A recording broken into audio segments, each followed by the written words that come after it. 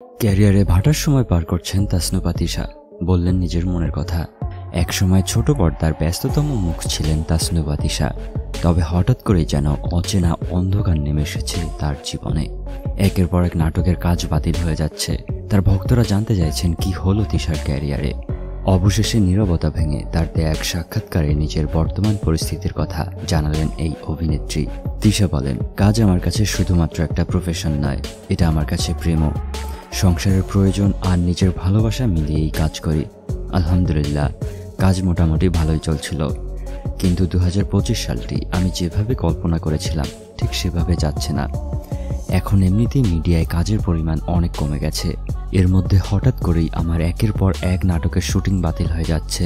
কখনো রাত 12টায় ফোন দিয়ে বলা হয় পরের দিনের শুটিং হচ্ছে না, অথচ কেন শুটিং বাতিল হলো সেটাও কেউ পরিষ্কারভাবে বলছে না। তার কাজ আসলে কেন বাতিল হচ্ছে সে ব্যাপারে তার কোনো স্পষ্ট ধারণা নেই। তিনি বলেন, আমি বুঝতে পারছি না কেন এমন হচ্ছে, তবে এটা আমি অবশ্যই শিওর আমার বিরুদ্ধে কোনো একটা ষড়যন্ত্র হচ্ছে। আমি কখনো কারো ক্ষতি করিনি, সবসময় নিজের কাজ আর পরিবার নিয়েই ব্যস্ত থাকি। তবে এসবের পরেও বেশ আশাবাদী তাসনুভা তিশা। সে আরও বলে, যারা আমাকে থামাতে চাইছে তারা পারবে না ইনশাল্লাহ। আমি বিশ্বাস করি কারো অমঙ্গল না করায় আল্লাহও আমাকে দেখবেন।